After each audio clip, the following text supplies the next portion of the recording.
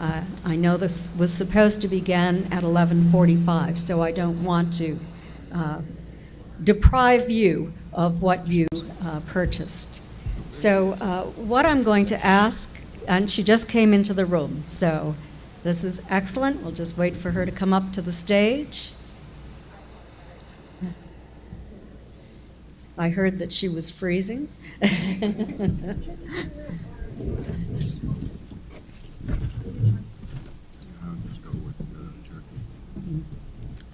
So to begin with, I'm going to ask everyone on this panel to introduce themselves to you and to tell you a little bit about who they are and their experience, their credentials, or whatever they wish to say in about 3 minutes or so.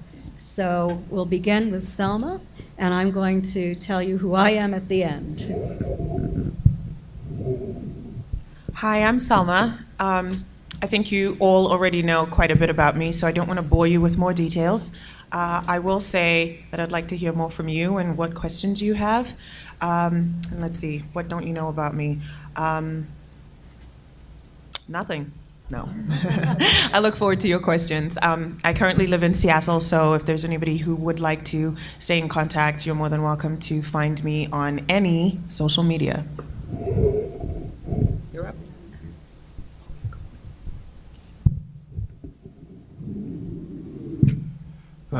I'm Travis Walton, best known for my experience in 1975, portrayed in the movie Fire in the Sky. And that'll be the main topic of my talk today, later today. I think I said a lot in that room. I'm just very interested in hearing from your questions and getting this phenomenon more exposure in the big world. I'm Donderi. I'm a retired associate professor of psychology from McGill University. My interest in UFOs as a professional goes back to about 1965. My specialty is human visual perception and memory. So that's the basic evidence about UFOs and about ETs and about alien abductions. And my professional interest is what you might say impersonal. That is, I do research on what people have reported and look for consistencies in it. So I'm the least interesting panelist on this group. I wouldn't say he's uninteresting. I'm Kathleen Marden. I'm MUFON's Director of Experiencer Research.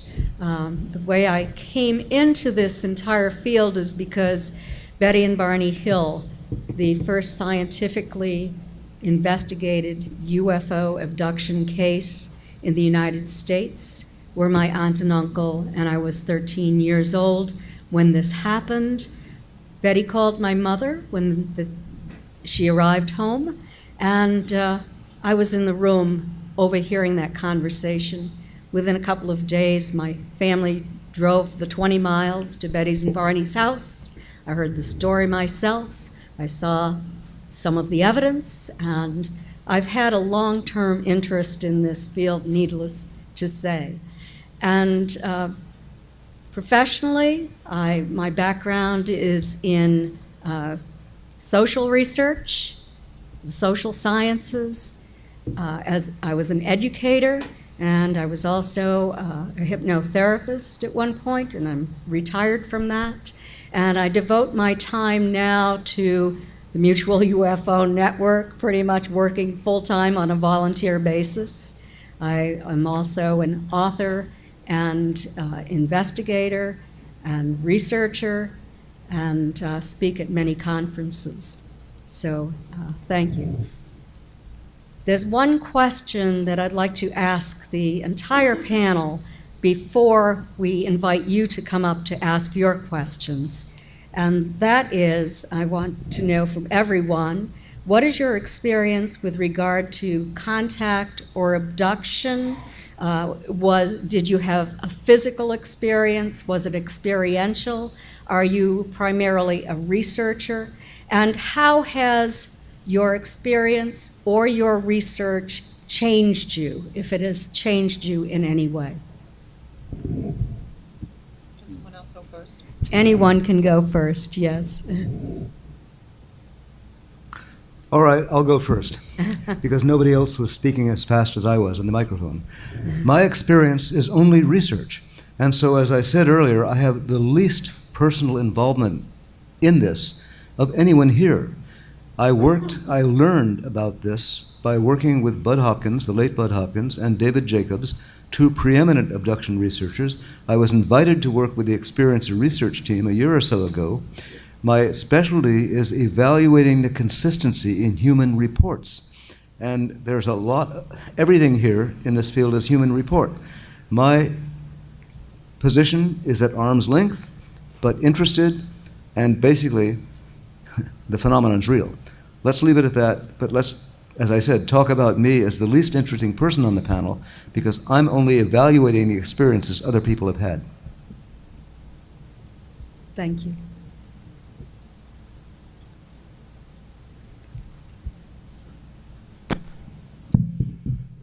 Well, you know, my experience, of course, has been described as an abduction, but, you know, over the years I evolved into qualifying that description as being more accurately using the word sort of an ambulance call, that it was a sort of an accident that happened and wasn't planned in the sense of an abduction.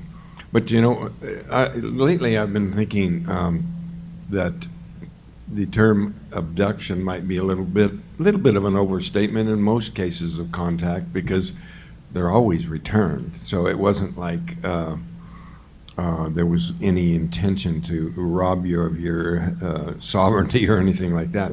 I remember hearing a talk from Barbara Lamb about a regression that she had done on a number of people who thought they had experienced a negative experience with these beings, and then later discovered that they had medical problems that had been resolved. So I drew the analogy with a child taken to the dentist, and to that kid, the dentist is a monster, and the whole experience was horrible. But bottom line is, it was in the child's best interests.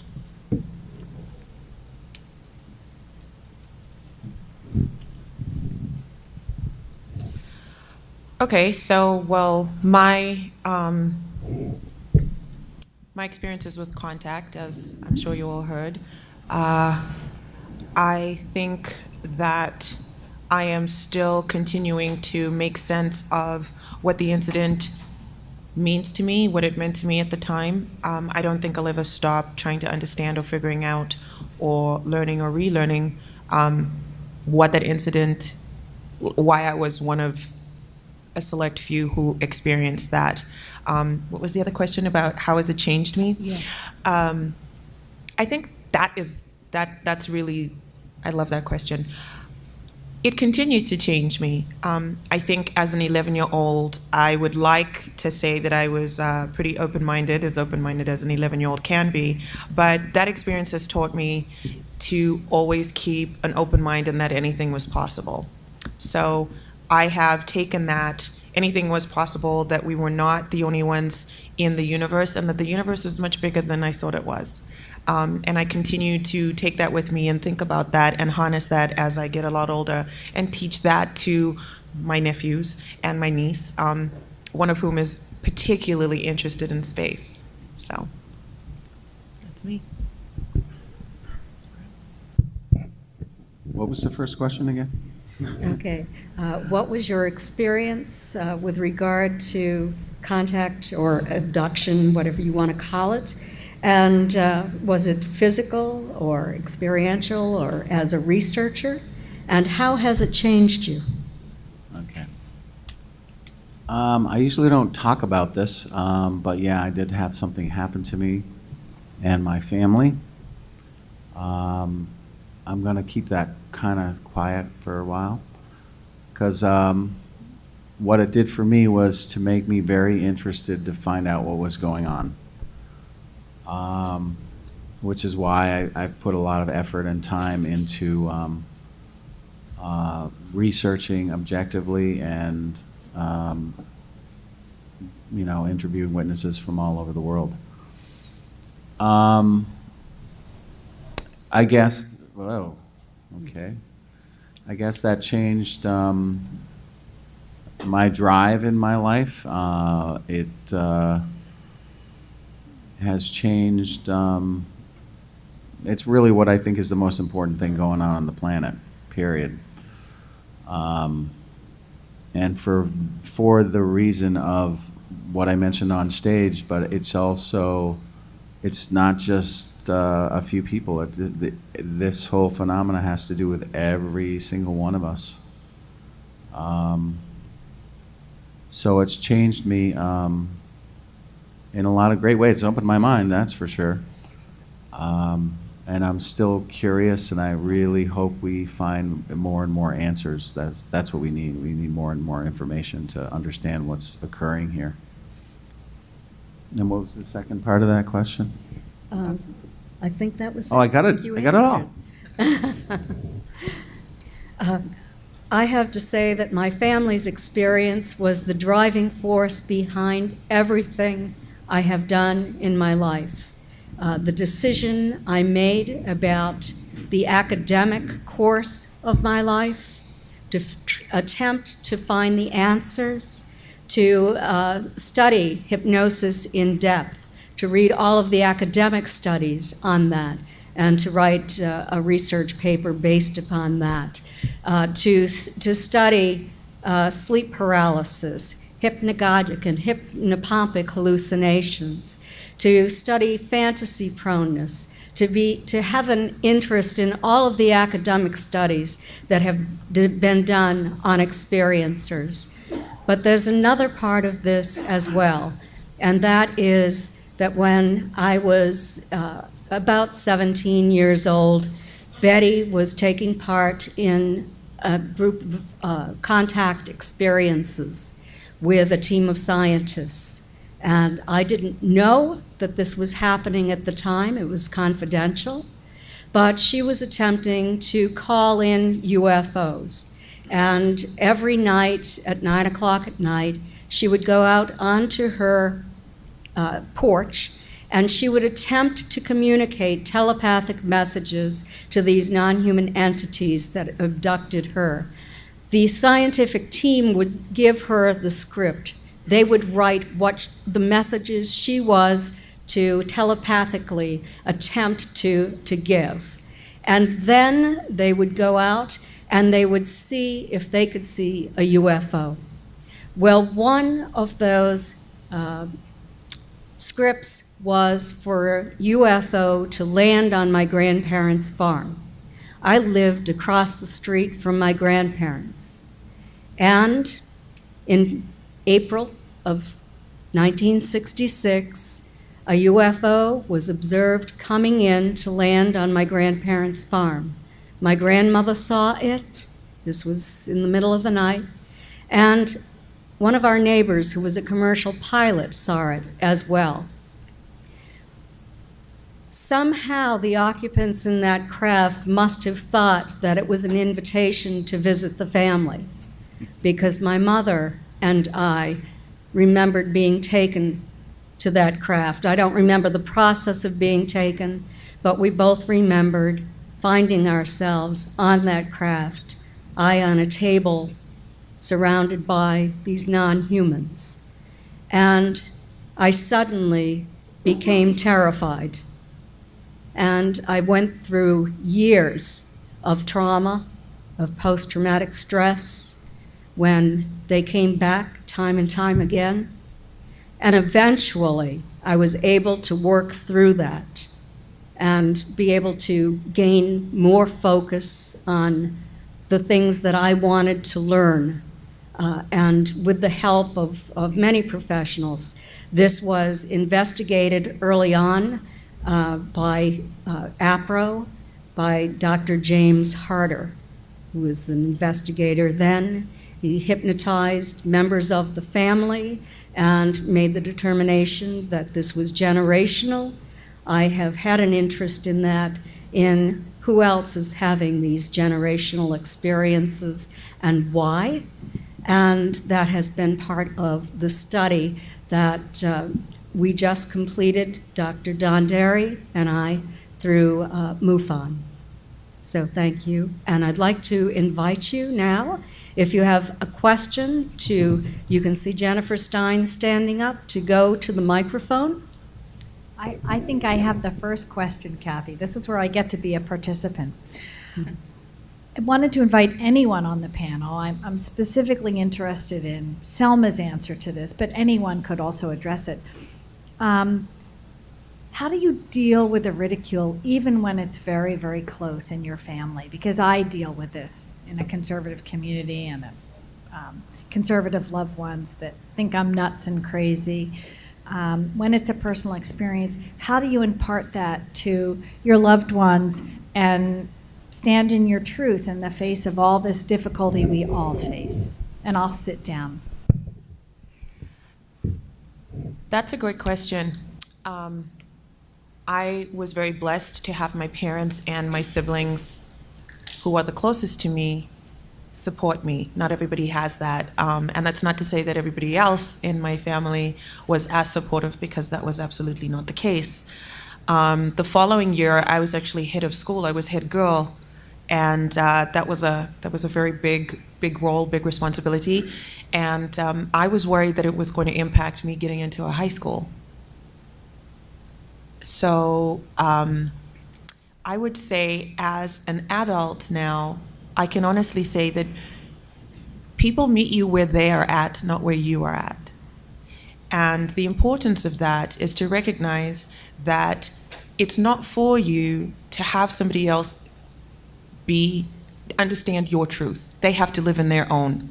So I think once you recognize your own power, and it's very hard, of course, to have people that you care about not penetrate your energy and penetrate this arena of, oh my gosh, you don't believe me. Working on yourself is much easier than working on someone else. And so you can only control yourself. And I think remembering that other people's opinions of you have nothing to do with you. It's all about them. That's all I can offer.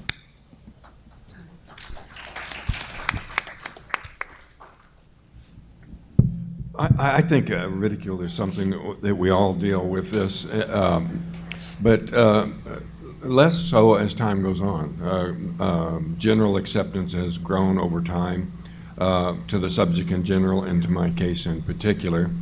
And I've always, like Salma, I've always had the support of my family, but the ridicule factor extends to them, and they take a lot of heat just for being my relative, and that always really hurt me, is probably more than the ridicule that came my way. But I have drawn the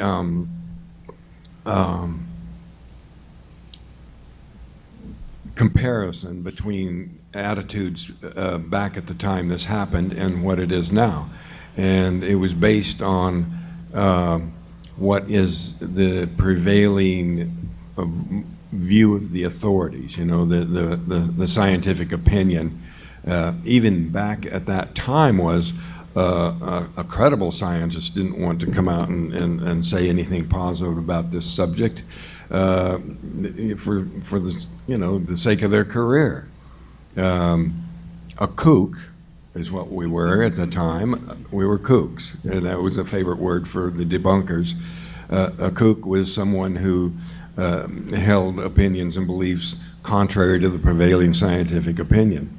Well, in recent years, NASA has come forward and given us hard data about the actual number of Earth-like planets that they can locate. And some hard numbers. Back at the time that this happened, they had the Drake equation, but astronomers did not know if every star even had any planets, let alone what they've determined now. Last year, NASA said it's a virtual certainty that every star has about a dozen planets. And that raises the variables that are plugged into the Drake equation astronomically. The odds of civilizations, and as Michio Kaku has made the point on television recently, people keep picturing these civilizations as being maybe a few hundred years ahead of us. And based on the age of the star systems, they could be literally millions of years ahead of us. So our idea of what their technology ought to look like, you know, we have no concept. So today, it's going to be the person who believes we're alone in the universe who's a kook.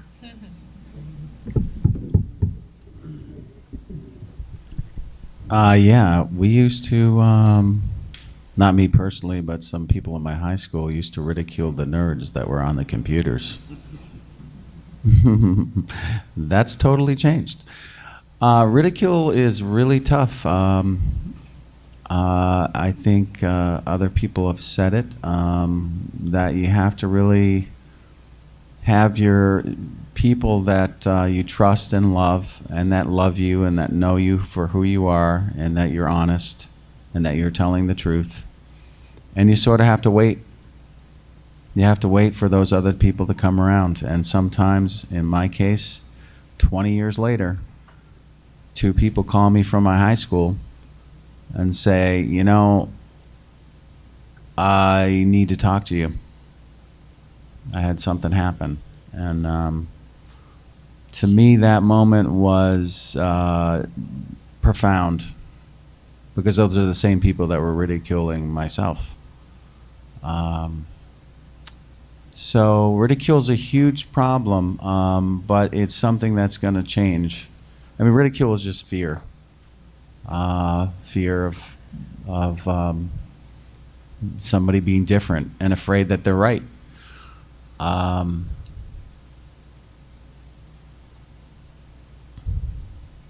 Yeah, I think we'll go through. We'll make that happen. It's gonna change. I'm positive of that.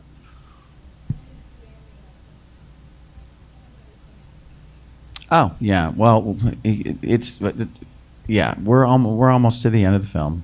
Very close, within a month. But that doesn't mean there's so many other people involved at this point that decision is not just my decision anymore, unfortunately. But it's soon. I mean, this is the quiet right now before the storm, because it's gonna. I'm really happy that, and I hope it addresses ridicule. I mean, the film does address ridicule in a very direct way, and a lot of issues that we need to address in order for all of us as a species together, humanity, to start looking at this in a serious way, because again, it does involve all of us, whether we want it to or not.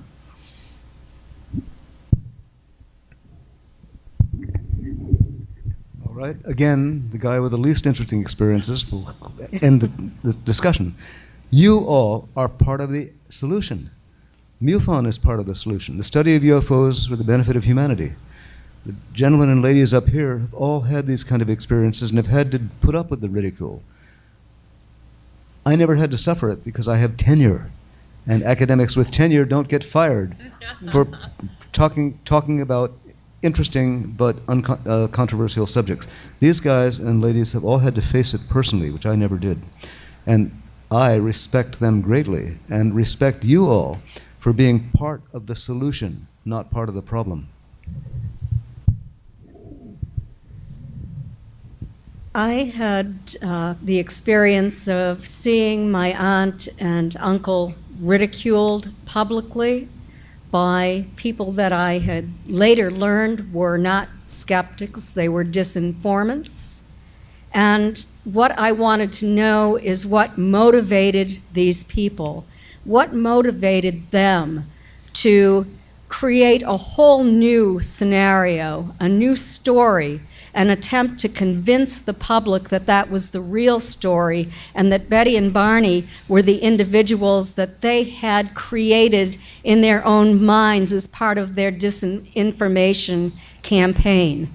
I knew who Betty and Barney were. I knew what the real story was. I did my research. I investigated the case. I went to all of the archival records.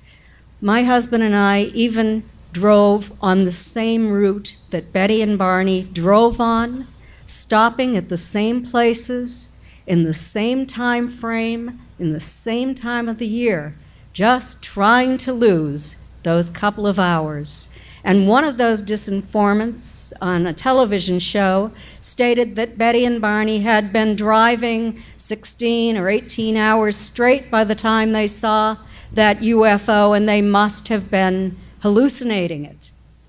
And so my husband and I were about 20 years older than Betty and Barney were when they had that experience. And I can tell you that we were not hallucinating when we reached that spot. I did as much investigation as I could possibly do, thinking of everything I could think of, the comparative analysis of their statements under hypnosis, and comparing that to Betty's dream material, because she had written down 5 dreams that she had after this experience. And so I wrote about it, and it's all captured. But still, there is only one prominent disinformant left who's really on the attack. Occasionally, most of the others have died or they're not speaking anymore. And he says that I share my aunt's delusions. And so I say, I don't really care what he thinks. It doesn't matter. He's seeking attention. He gains his attention and his strength through the attention he can get by criticizing us. And his criticisms are not valid. He's a disinformant. So I won't give him that attention.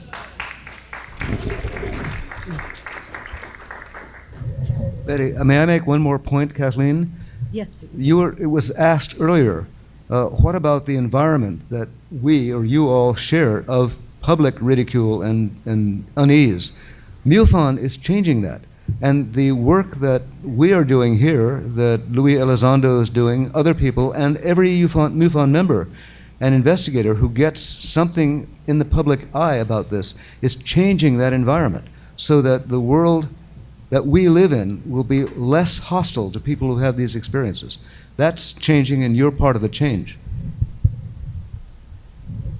I have an attitude now where I feel like the people that ridicule, I feel, and it's not an ego thing or anything, it's just I know.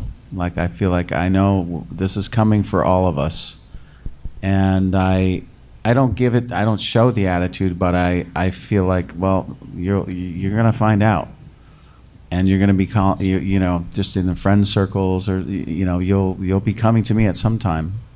And I try to understand them and the fear that they have, and the impossibility of it being possible in their minds. And just I carry on knowing that that they'll be coming to me, and they have, and that's begun to happen. Back 20 years ago, that was not the case whatsoever, but it's exciting, actually. Well, there may be always be the trolls who get a sense of ego, or some kind of perverse enjoyment out of attacking things that they just pick the subject because it's something to make fun of, put down, because they think by that elevates them. But we need to kind of look at the way we present things and the way this is represented as what can we do to improve that. Now, MUFON takes an objective, level-headed, down-to-earth scientific approach to things, but there seems to be a lot of another strain to it that emphasizes the bizarre, the magical, mystical, supernatural kind of a take on it. And I think that's kind of the cue, the thing that becomes the off-putting sort of thing for people who can I accept this? When I like Don was saying, the least interesting thing is people aren't happy with this take on it. But when I say, just think of them, those people from way over there that we don't know too much about. people seem to be kind of a little bit disappointed about that. They seem to like to cast these extraterrestrials in the role of being something, really out there. And of course, the public is going to be, taken aback by that, maybe frightened, reluctant to include themselves in something that's so, what's the word? Fringe. So just taking a more logical, down-to-earth sort of approach to it, and the way it's is expressed to the world at large, might go a long ways towards alleviating some of this ridicule factor. Next question, please. Okay.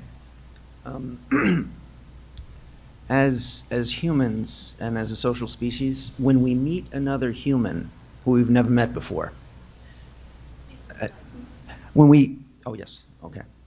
as a social species, humans, we meet each other, and there are times when you meet another human you've never met. It happens all the time. And books have been written about the first impression, how as a species we'll meet somebody, and the words we say are only a small portion of our judgment. It's estimated to be like 20%.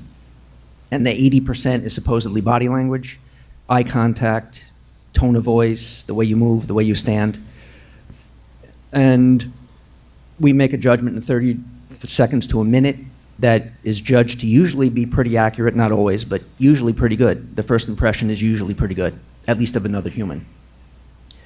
So when you meet these other beings, and at least, Kathleen, Salma, Travis, you've met them. Randall, you may have, and you can mention if you have or not. Don, I'm like you, I've never met one. I wish I had, but I haven't. When you've met one or more of the beings, and I also find it amazing, Salma, you mentioned the creature has an eye lock. Like they do an eye-to-eye thing, kind of like we do too. Maybe it's not the same, but they do it, and it had an effect on you. So when you have met one or more of these beings, and you've had that first meeting, like we would do with another human, did you get a first impression? What was your feeling? Because that's usually right. Did you have a feeling? Has it turned out to be right? Or did you get no first impression? Like, is their communication so different that you meet these beings and you're trying to do your human first impression, but you get nothing? I'm just curious, for the people who've met them, how does that work? What have you felt? Has it been accurate? Is there a first impression at all? Or are they so far out there that it's just different than human to human? I thought of an answer very specific to your question here just in the last year. It occurred to me that particularly the smaller creatures are being judged by standards that we use on each other. But it occurred to me that if you take into consideration that these beings may have been telepathic for a very, very long time, that the human judgment that we have are facial expressions. So these so-called grays have gotten the reputation as being cold, totally lacking in emotion. And it occurred to me that might be totally the opposite, that facial expressions became obsolete because they have telepathy, which is a much more complete sort of communication, much richer than all the little nuances of a smile or a raised eyebrow or some of that sort of thing. So what if the communication that telepathic beings have, contrary to make them lose their feelings, it enriches their ability to communicate with each other. The ability to say I love you in a way that is so much more intense than what we can do. We can put it in tone of voice and expression, but perhaps their communication is deeper and richer rather than cold and mechanical like it's been interpreted. So we can't leap to the conclusion, although the point you make about the eyes, that's different. I think that mode remains, and especially with creatures that have such large eyes, that's part that remains. Are there any other people who would like to comment? No? So, the 11-year-old me didn't quite have enough adjectives to describe what I had seen or experienced, or how I would judge this being. I think the 35-year-old me would say that I don't know if I was wrong. I don't think that my my feelings have changed. I think I'm in a better position to put it into words. And so when I had the eye lock, it seemed as though whatever this being was knew me. That scared me a little, because I was like, this is bizarre. Bizarre because I didn't know what I was looking at. I didn't understand what I was looking at. I didn't recognize this feeling. I didn't like the feeling because I didn't recognize it, and so on and so forth. And so all these things are racing in my mind as a young child, trying to rationalize what it is I was experiencing and what I was looking at. I think that because of that experience, when I do look at a human being, I try to look a lot deeper than what is in front of me. I honestly can say that. I think I try to do a good job of that, and I really try to see beyond what is actually in front of me. And I think that experience has helped with that. So I don't know if that really answers your question. Does it? Okay. Anyone else? I can't say that my impression was a first impression or an initial impression, because as a 17-year-old girl, I was just completely terrified. But as time went on and I was able to acquire more information with regard to my experience, I remembered one experience where this non-human entity projected love toward me. It wasn't the way that we communicate love, as Travis said, but it was almost as if it were emotionally thrown toward me. And it changed my view, and it caused me to think that it wasn't as bad. It really had made a big change in my entire interpretation of what was going on. And I was then able to gain a deeper understanding of what was occurring, and was able to acquire a little bit of information from them as well. So I went from viewing them as being very negative and just using me to working together toward an ultimate goal. Thank you. Next question, please. Yes, a quick two-part question for Kathleen, but all the other panel members can add in if they wish. And it has to do with your aunt's star map. What is the latest data from Kepler or Hubble in terms of any exoplanets that may have been identified to date? Number one. And then the second question is the Betty Fish interpretation of that star map still the best fit? And thank you very much. Okay. I can't answer the first question. I've left most of that research to Stanton Friedman.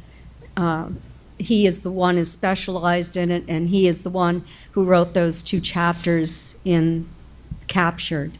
What I can tell you is there has been an update of Marjorie Fish's work, and it was done, I believe, within the past 10 years. I can't remember the date.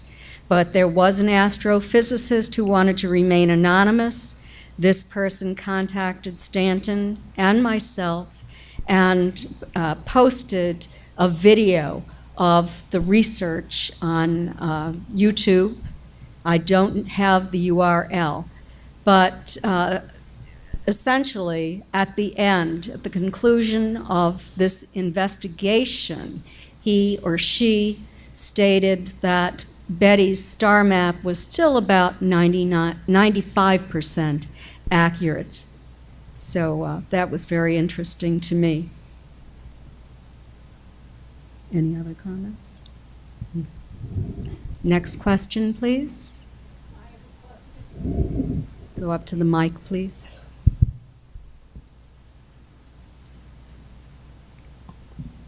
My question is for Mr. Walton. Travis, did you have an experience of the passage of time?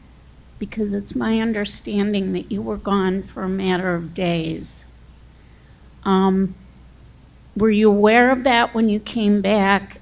And my other question, sort of basic, do you recall them giving you anything to eat or drink? I actually have a kind of a innate sense of time. Like, I don't use an alarm clock. I'll look at the clock and I'll say I want to get up at this time, and boom, I wake up, look at the clock, and that's somehow my subconscious mind can calculate the time. But on the night that this happened, the conversation with my brother brought out it was apparent to him that I thought this was still Wednesday. And he said, "Travis, feel your face." And I felt this growth of beard. I looked at my watch. We wore watches with dates on them back then, and the date had changed. And that was a big shock to me that so much time had gone by. But whether that was some sort of time dilation effect or just the fact that I was unconscious all the time, there's no way to tell the difference. If in the unconscious state I was in, I wasn't measuring time.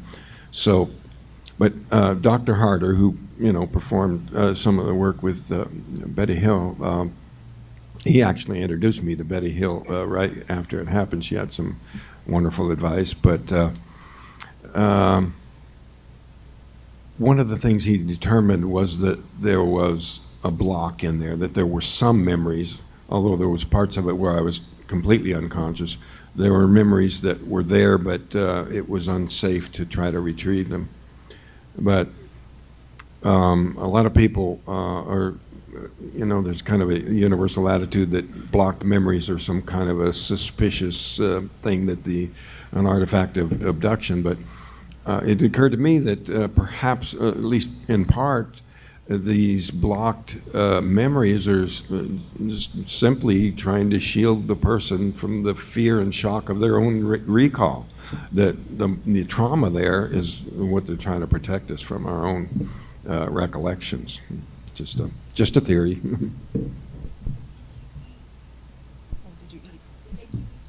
I did not eat, but the medical tests did confirm. Back in those days, ketones now is a real common term in diet, talk. But back then, it was just a medical measurement that if there was an absence of ketones in the blood, whatever level that was, determined whether or not starvation or lack of food had occurred. And those tests suggested that there had been feeding, but I did not recall consuming anything of, particular food of any kind.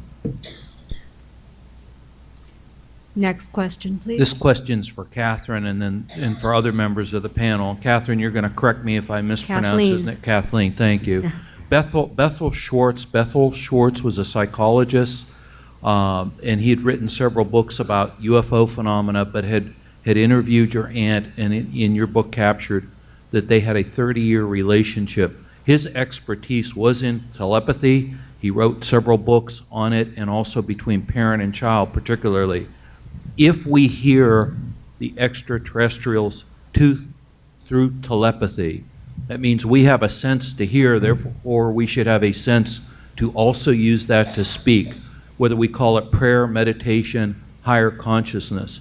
Do you coach or talk to contactees or experiencers in that sense, particularly to your discussion today on defense, so that you mentally think to repulse or to push back as opposed to the verbal? I'm interested in that.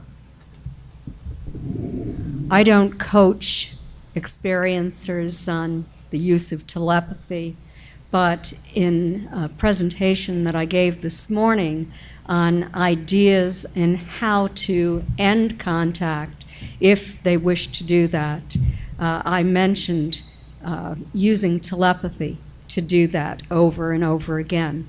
And it worked with my aunt in those experiments that she participated in to a certain degree. And it has also worked. Let me give you an example.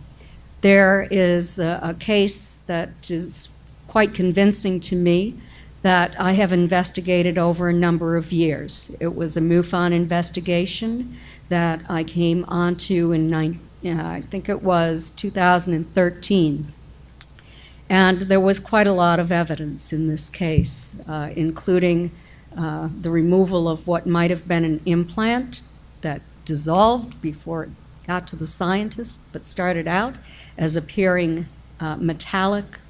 Also, a shirt that turned pink after it was placed into a closet. It had been tan, but it turned pink over a period of 2 weeks in a dark closet in a paper bag. Photographic evidence. There was quite a lot of evidence in this case. No hypnosis was used. But I heard some tragic news from this experiencer. He told me that he had been diagnosed with lymphoma, and the side of his neck, and I had the photographs of it, was very large. And so this was quite upsetting. And I said to him, I can only give you a couple of suggestions. I do know that some people who have asked for healing have been healed. And so I said, what are your religious beliefs? He said, I'm a Christian. I said, let's try two things. Pray to God for healing and ask telepathically that these non-human entities heal you. He sent me video. It was probably a couple of weeks later. And there was a light orb that slid down from his ceiling, down the wall, flew almost like a butterfly across his room, and put out like little feelers on this video, and then dove into his body. He slept for about 12 hours after that, and when he woke up, the side of his neck was much, much smaller. By the time he went in for surgery, they removed 4 tiny necrotic nodes. And there's a medical doctor in California who has his medical records now and is writing about this case because it appears to be the only known case in the world where this has happened. And so this might have been the result of telepathic communication.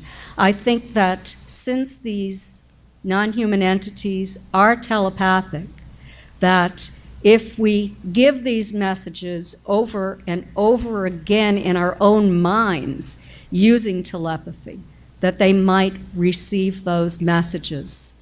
And just from the anecdotal accounts that I've given you, it appears that this does happen in some cases. I just had a quick comment on this ILOC phenomenon. I had a talk where there was a medical doctor in attendance, and he suggested that this ILOC thing, had some very close association with the idea of telepathy, that there was some kind of part of that. He was saying that even in a human being with much smaller eyes, that's the largest opening in the front of the skull. So if these thoughts are being projected forward out of the brain of these beings, that maybe the ILOC thing, the stare, which in my case was extremely uncomfortable for another reason, that I had a brain trauma from being hit by that energy that interfered with what would have been normal reception of these messages. So when that didn't work, it had to resort to other things. But it was just a suggestion that perhaps the stare has to do with the telepathy. Next question, please. Hi. So I'm a little skeptical of all of this. I don't really know what to believe. I've been listening to all of this, and I want to believe you guys. I just for the good of everyone, I want to believe what I'm hearing. But I'm not sure, because I feel as if there are some people out there who are looking to exploit this community for either money or their 15 seconds of fame. So how am I to distinguish those real stories from those fake? Thank you. Well, I'll just say quickly, I'm sure everybody has a comment in that department here, but, first, get the facts. I ask when somebody relates in a story to me, and I definitely don't believe everything I hear in any of these conferences. Some of it's on the same order of the things that, the people on this panel are associated with, and there's other things that are mistaken for being that. But first, get the facts. I ask them, what source can you point me to of verifiable information that will make me as certain of it as you are? You don't have to take anybody's word for anything, but go with the evidence, go with the facts. May I ask how old you are? 13. Okay, so you do projects at school and all of that, like research projects, right? Yeah. Just do a case study or something. So when you are gathering information, you don't just pick any random sources. You look at sources, you assess them, you're like, I don't really trust this person. Mm-hmm. Well, I think your question is great. I think I think people should be asking those questions, and I appreciate them personally. I can only speak for myself, because that means you want to think for yourself. And that means you're not just taking us for granted in what we're saying. And I appreciate that. So I would say I'm not here to change your mind. I'm here to merely present to you what my experience was and what my experience continues to be. And if you use each one of us as a little bit of research and a different method of research, you can collaborate that as you will and take from it what you will. It may not be everything from everybody, but it might be enough for you to at least be thinking in a different method that you were before. And I appreciate your honesty and your bravery that it took for you to come up here and be like, I'm a skeptic, but because that's what we need. Personally, I prefer that. So thank you. Thank you. Yeah, I just want to thank you for addressing that also. Do you watch a lot of videos on YouTube by any chance? Well, I mean, I've looked into this because I'm very curious about this. I want to know more. Mm-hmm. Yeah, because there's a lot of disinformation out there, and people, making stuff in After Effects, and it's a hard road to navigate. There are books that are fairly considered, I think, amongst a lot of people that really spell out some of the facts that exist in this phenomenon. So anyway, I appreciate that you coming forward, and I hope you find the research or the facts that you need to find. They're there. I wouldn't be here, but it's not an easy road. I do appreciate that. I would just add, be as discerning and skeptical with the negative comments that you hear as much as the positive, because there are people who are out to tear this down who are just as deceptive as anyone trying to build it up might be. The experienced research team here has just helped me put together a research project where we're studying people's responses to a true-false test that will, or is purported to separate fakers, deliberate fakers, from people who've had these experiences. Now, no piece of research is perfect. I'm not going to bore you with what I talked about for an hour and a half this morning, but we're on the case, put it that way. And so are, all of the advice you got is good. Look for the facts, look for the consistency. Thank you. I would say go to the credible researchers who publish papers or books with references that are well footnoted, with information that they have gotten from archival records or through MUFON files and MUFON investigations. MUFON's UFO Journal is a good source of information as well. And ignore about half of what you read, at least on the internet. It is not generally a reliable source unless it is well-researched, footnoted, and has reliable references. I would second that, and to me, Richard Dolan's book, UFOs in the National Security States, A History of UFOs and Alien Contact, I found that very convincing, and it was just a factual book, but I found it very well researched and credible. Next question, please. Yeah, I have a question regarding free will. Selma mentioned a sense of frozen time, altered time, and feeling physically immobilized while Travis Walton and Betty Barney Hill were unwilling and unwitting participants in a very remarkable series of events with contact from outside, as well as many other people have amnesia. Now, the question is, I, for one, I'm sure most of the people at this conference, should they have an occasion to be in contact with an ET, whatever you want to call them, I would want to be physically, mentally there to be able to say yes, no, to ask questions. So what do you know that is there to counter the sense of amnesia? If it's ET, it's technology above and beyond our own. If it's U.S. military, as some propose, they're using Western technology to alter our own state of mind to make us not participating. So does anyone know what can be done to have us remain present? Did you understand? I think so. So I think, correct me if I'm wrong, you're asking in the moment of contact, in whatever form that is, how do we remain present in that Exactly. moment? Yes. Okay. I felt I really didn't have a choice. I didn't have a choice. Those eyes were nothing like I've ever experienced before. I don't think there's any one way. I think when you're in the moment, you're in the moment, and your reaction is whatever it is in that moment. That's just human nature. I don't have a one done deal. I don't know if anybody on this panel does. For me, I couldn't hear anything. I couldn't feel anything.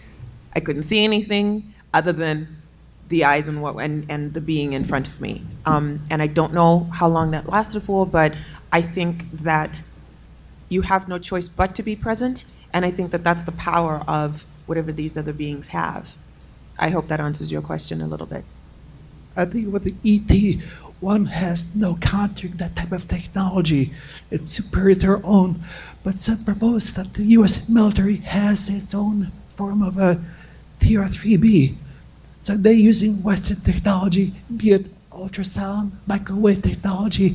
There should be some countering that to remain present, to be able to not be waking up 3-4 days later, says something may have happened. To remain conscious during the procedure, the process, that experience. Okay. It would be interesting if that type of technology were developed to counteract whatever they are using to induce amnesia. That would be very interesting. I would be willing to be a volunteer, I think, but I know of no other way to be able to overcome that. I know that Dr. James Harder used to give post-hypnotic suggestions to people who wanted that, to remember more about the experience that they had. And I think that that helped a little bit because he gave me that post-hypnotic suggestion. And I did have memories after that of what occurred, but not total recall. Yeah, I know tinfoil hats do nothing, I'm sure. So, Travis Walton, do you have any questions? Do you have any ideas? I think I understand your question to be defenses against this memory blocking while you're in contact with them? At that time? Yes. Boy, I really don't know that we would have anything that would counter that. Their technology is beyond anything we can imagine. I thought you might also be referring to being able to recover blocked memories later, but that's a whole nother deal. That has to do with hypnosis and, in some cases, a post-hypnotic thing. You might call it post-hypnotic, whatever. A time lock on the memory that you're scheduled to recover the memories at a later point that they determine that the memory block expires. But boy, how would you? And perhaps it might not be the best thing for us to resist blocking memories. Is this something we really want to do? If they're blocking the memories for our own good, then you wouldn't want to defeat something that's for your own safety. But that's just all theory. I have one quick comment. One of the problems is that the main high-tech tool used to get our attention by the ETs is the ability to telepathically influence what we do. If there is some technological way humans can learn to avoid that telepathic influence, we will be less under the control of ETs. The problem is we don't have that technology. When I was talking about the inevitable development over time of the atrophy of facial expression in favor of telepathic emotional communication, it also occurred to me that wouldn't that make it to be where they couldn't lie to each other? And in society, is that always a good thing? It might be that a safety valve that developed in them is the ability to shield their own thoughts from each other in certain circumstances. In certain, social conditions, humans will, interact, lock eyes, communicate. And in other cases where you're among strangers, you might just avoid their gaze and move on past. And it's a kind of a way to maintain your own private space amongst others. If you're talking to someone, you might speak in a very low tone so that the others don't overhear you. I would think that part of the social lubrication that might be maintained over time would be the element of privacy, and they may have developed a way around that. But that's just kind of an afterthought in that full and open telepathy idea. Is there another question? Please go to the microphone. My question is just, as a matter of law, an abduction is illegal, and no matter how you look at it. And the fact that a lot of these experiences are being done without your personal knowledge or anybody else's personal knowledge, when does it come to a point where we as a people, as a human race, address that issue that these abductions are taking place? Apparently, again, there's some people that will invite it, but it sounds like the large majority of people have not, and they're being taken. As a society, we've made that illegal, and I just want your opinion on it. That I goes have back I'm to sorry. the. Go ahead, Don. You have more experience with it than I do. Yeah, but you gotta have something to say here. Go for it. I'm more or less, probably more so than many of the people on this panel, a bit of a hardliner on that. I agree completely with the gentleman's comment. To preserve the integrity of our own society, we have to be able to protect it from problems within and problems without. For that, we use and need law enforcement. We would not be a stable society without internal law enforcement. We're not all equally good to each other. And as somebody just pointed out, sometimes not knowing exactly what's going on in somebody else's head is a good thing. But we're under the influence of people who can subvert that for their own interest. A telepathy society would be a completely different society. We are at the mercy of people who can do that to us, and I think we should figure out some way to avoid it. Self-possession's a right. We feel, that kind of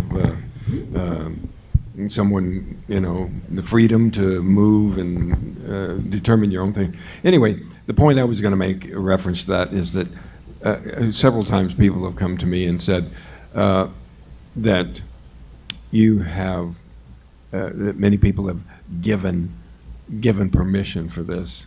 Some people say prior to coming to Earth, prior to being born, that you give permission for this, and it's not really as high-handed as it appears. But don't know whether that's true or not. How could we know that? No.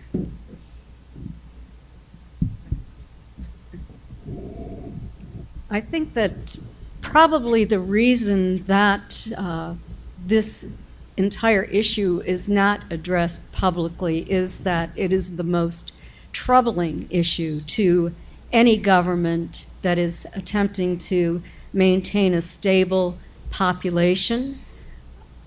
Militarily, we are defenseless, it seems. There's no way that our government can protect us from this happening.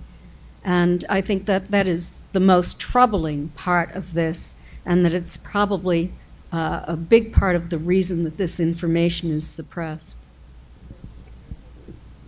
Please go to the microphone.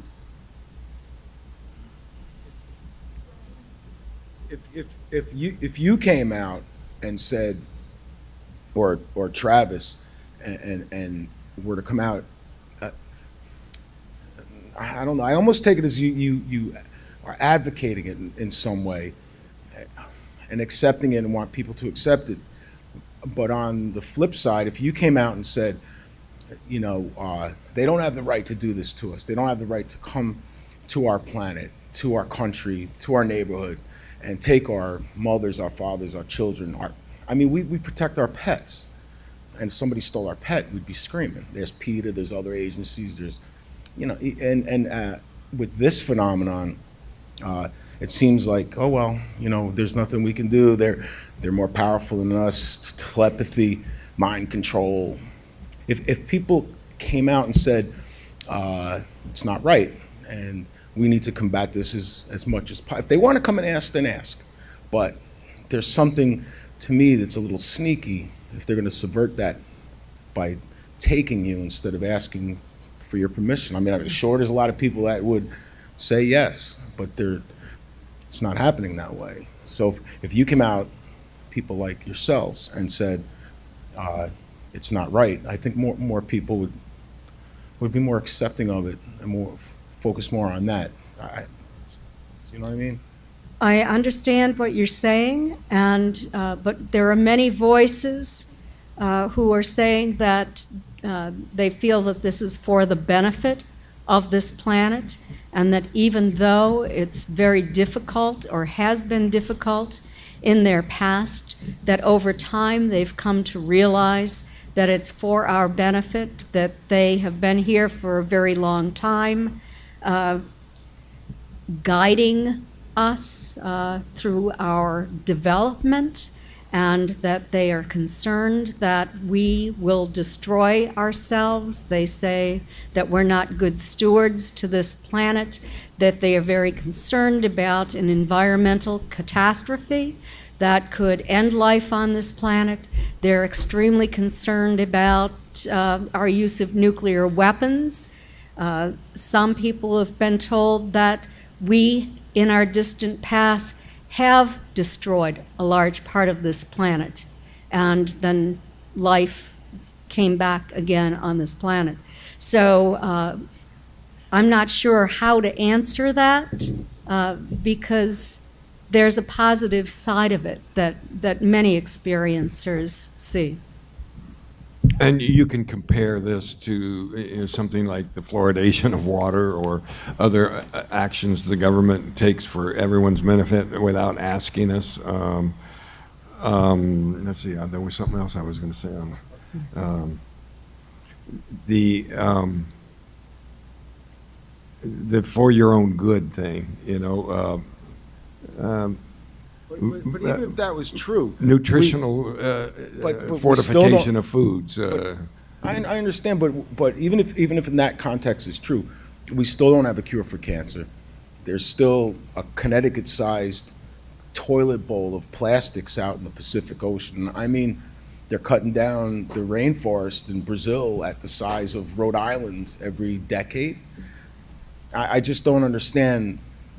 I just don't understand how that correlates to any benefit for us as a human race, and it just doesn't make any sense in that aspect of this whole phenomenon. Well, I think there is a thing akin to the non-interference directive, the prime directive, that they are not supposed to interfere to a degree that would create any earth-shattering, sweeping, all the chaos and revolution, everything that might come from completely open intervention, but at the same time, little nudges in the proper direction. The analogy would be a little kid that's wandering out towards the road.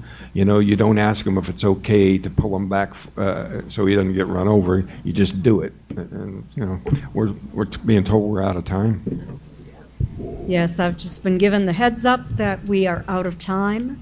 So I want to thank you very much for coming, and I think that Jennifer Stein might have something to say. Yes, we start in the main room in 5 minutes, and Travis will be speaking in there. So if you have more questions after the last speaker today, which will be Kathleen Marden, we are going to do a panel in the main room. So if you didn't get a chance to ask your questions here, save them.